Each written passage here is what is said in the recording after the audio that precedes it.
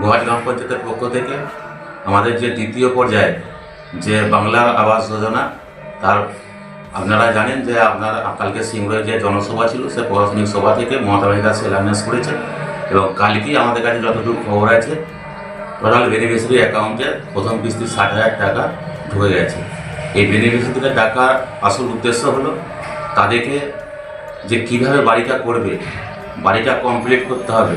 ঠিক আছে, আমরা দেখেছি এর আগে প্রথম পর্যায়ে দেখেছি আমরা গুয়াহাটি গ্রাম পঞ্চায়েতের কিছু কিছু মানুষ এখনও তার বাড়ি শুরু করেনি, আবার কেউ করেছে অর্ধেক অর্থ সমাপ্ত হয়ে পড়ে আছে।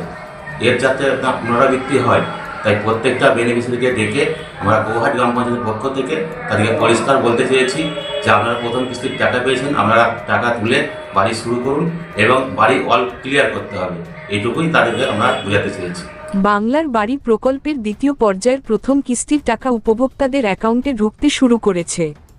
গতকাল সিঙ্গুরে অনুষ্ঠিত প্রশাসনিক সভা থেকে রাজ্যের মুখ্যমন্ত্রী মমতা বন্দ্যোপাধ্যায় এই দ্বিতীয় পর্যায়ের আনুষ্ঠানিক সূচনা করেন। এরই ধারাবাহিকতায় আজ গোঘাট গ্রাম পঞ্চায়েতের মিটিং হলে প্রকল্পের আওতাভুক্ত উপভোক্তাদের নিয়ে একটি গুরুত্বপূর্ণ সভার আয়োজন করা হয়। যাদের নাম এই পর্যায়ে তালিকাভুক্ত হয়েছে তাদের উপস্থিতিতে বাড়ি নির্মাণের নিয়ম কানুন ও প্রয়োজনীয় নির্দেশিকা নিয়ে বিস্তারিত আলোচনা হয়। পঞ্চায়েতের প্রধান, উপপ্রধান ও অন্যান্য আধিকারিকরা জানান, নির্দিষ্ট নকশা মেনে এবং সরকারি নির্দেশিকা অনুসরণ করেই বাড়ি তৈরি করতে হবে।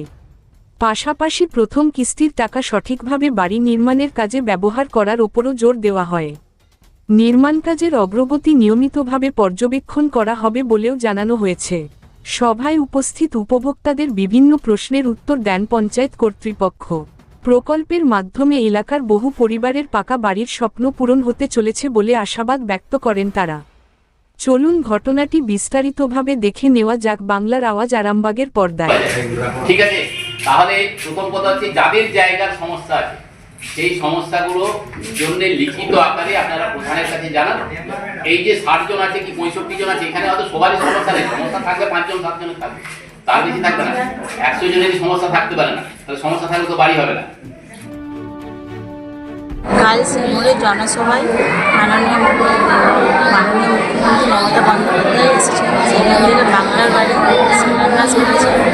এখান থেকে বলেছে যে আমাদের গ্রাম পঞ্চায়েত ভিত্তিক এবার বাংলার বাড়ি সমাপ্ত করতে, তাই আজকে আমরা বাংলার বাড়ির বেনিফিশিয়ারিদেরকে ডেকে আমাদের গ্রাম পঞ্চায়েতে সভা আয়োজন করা হয়েছে। তাদেরকে গাইডলাইন বুঝে দেওয়া হয়েছে যে এরকম আপনারা বাড়ি শুরু করবেন করে, আর টাকা পাওয়ার সঙ্গে সঙ্গে আপনাদেরকে বাড়ি শেষ করতে হবে।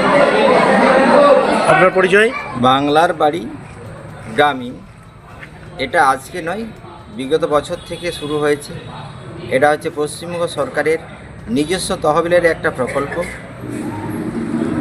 পশ্চিমবঙ্গ সরকার যেটা ভেবেছেন যে বাংলার বুকে যেসব মানুষের মাথার উপরে কোনো ছাদ নেই তাদেরকে একটা ছাদ করে দেওয়ার একটা প্রকল্প উদ্দেশ্য। সেই নিয়ে